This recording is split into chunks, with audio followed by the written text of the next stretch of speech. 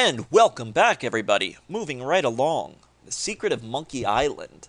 This was one of those games, probably one of LucasArts' most famous point-and-click adventures. The Monkey Island games were just silly, funny, and a great, great sense of humor in them. A lot of fun.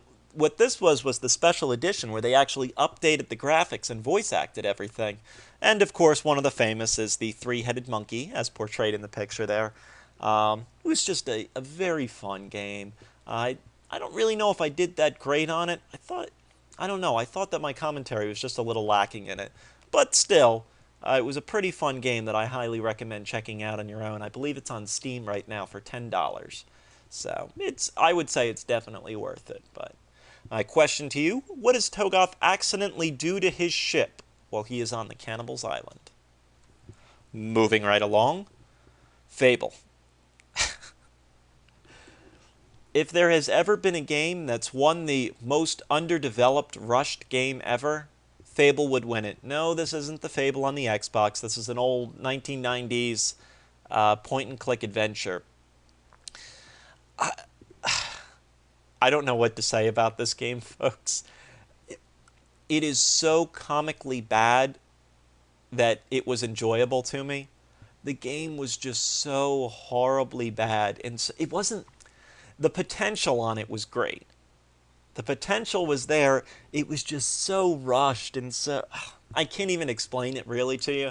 It's just one of those things that you'd have to check a few videos and see. The first videos especially, it's just silly with things that go on in it. But ultimately, I got a bunch of chuckles from it. It was definitely a tongue-in-cheek game. But how does Toegoff accidentally kill the old man? This is getting closer towards the end of the game. And it is not the old man that's portrayed in the picture here. It is a different old man. So, how do I accidentally kill them?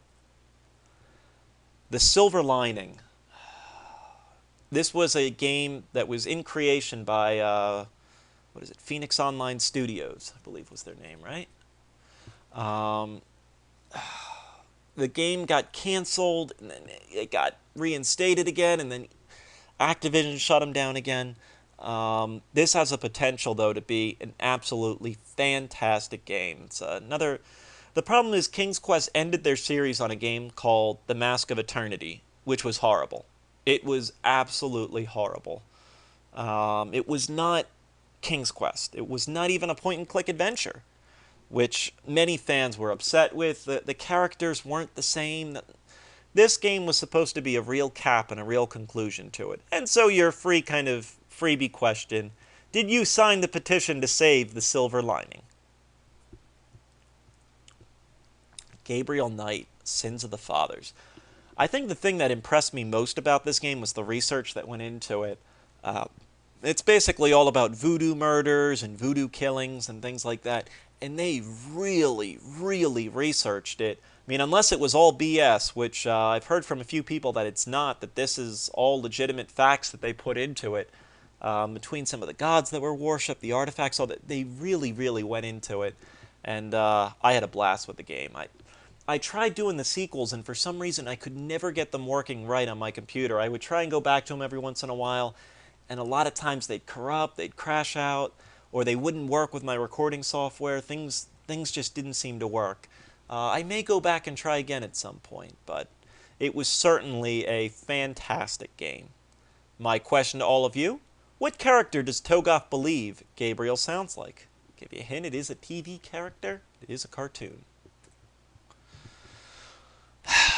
The pinnacle of it all. Dragon Age Origins. Playlist 1 to 200. This is what really got me started in basically my popularity. A lot of people really seem to like my style on this, where I didn't just play through with a guide, but I really got into this game. And as I do with most BioWare games, I felt so, I don't know, enveloped in this game. I really can't even begin to describe how much fun I had playing this and how enjoyable it was to put up all these videos. And as I said, I mean, this is what really seemed to kind of take me off as an LPer. it was fantastic. I couldn't believe the comments I was getting in, everything. And probably one of the greatest compliments I can get from people is that the reason that they bought this game was they saw my LP. And it was amazing. It was a great journey. I know a lot of people have asked, would you do it again? Would you do the other origin stories? I really can't, folks. I mean, this was the birth of Toegoff the Berserking Elf, and you just kind of have to, I guess, see that what really made the journey magical in it was that I didn't know what to expect. I had all these botched decisions, I had all these failures. I go back and watch it again and see how bad I was at the game, but still, it was so enjoyable, and I think what a lot of people saw was how much fun I had playing this game, and it's kind of contagious. I mean, you see an LPer who really, really, truly enjoys the game they're playing, and it makes a huge difference. So I know a lot of you picked up with my Dragon Age Origins. My question to all of you, who did Toegoff name as his favorite LPer in the videos? I do mention it, so see if you can pick that out. Now, Dragon Age Origins 201 to 300. Oh, it was an incredible ending. I felt so powerfully epic after beating this game. The storyline was great, the character developments were great, the interactions were great. I was actually pretty depressed upon beating this game because it was that much fun. Just felt like my journey was over, and even though an expansion was coming out and everything, you can never truly get that first feeling you get when you beat a game like this. And I don't know what else to really say about Dragon Age Origins. It was incredible. I loved it so much. What boss fight gave Toegoff by far the most challenge in this game? A boss fight that had me tearing out my hair and ready to strangle someone. The Witcher, numbers 1 to 200. Was a pretty underrated game, I thought. It took a little while to get into, and that's the problem. The game really has a slow start and really has a slow beginning, but as you get more abilities and more sword fighting skills and everything, it does make it a lot more fun. The storyline in it was fantastic. I love that, and that's one of the main things I look for in this game, is having a solid story and, having a good plot development and everything like that. And Geralt de Rivia is just an awesome character. There are books out about The Witcher. I recommend them both. The Last Wish is basically a series of short stories about him that go back and forth between his experiences and his recovery. And the second one, The Blood of Elves, is a little bit more of an actual book about Geralt. My question to all of you, what character does Toegoff invite to Shani's residence? The Witcher, Part 201 to 214, was a great ending to the game. It was really neat, especially after reading it. I read the books while playing. It was really neat to play as Geralt. It was just, there's not too much I can say about it. I really enjoyed it. I really recommend you guys give the game a shot if you haven't. It does start slow, but I thought it really picked up, and I had a blast with it by the end. My question to all of you, complete the quote. That sword is for blank. It is a pretty epic quote. Mass Effect 2, another great BioWare game.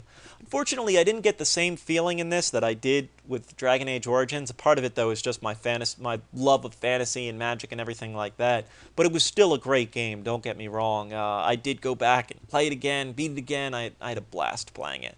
I beat the first one on a traditional Xbox 360, which is why I didn't get to carry over my saves or anything like this. But it was still a lot of fun. I really recommend checking it out. Another great BioWare. BioWare is the master of telling stories. They really are. And this game definitely showed that. I will certainly be playing Mass Effect 3 and Dragon Age Origins 2 when it comes out. My question to all of you, who does Toegoff attempt to romance before ending up with Tali? Lunar, the Silver Star Story. This was my first JRPG to do. And the grinding videos were a little bit rough and everything, a little bit boring, but still, I mean, it was a pretty fun game. It was kind of silly at points. The voice acting was horrid, absolutely horrid. But still, the game was fun. With the amount of work that I put into getting the PlayStation emulator working, I really felt to go through with it, and I had a good time with it. It was a challenging game. The beginning stages especially, there was some significant challenge in it. But I did pick it up, and I did understand, I did figure it out. This game also holds a special place as one of the most epic moments, and we'll have to come back for it. So, I'll be right back in a minute.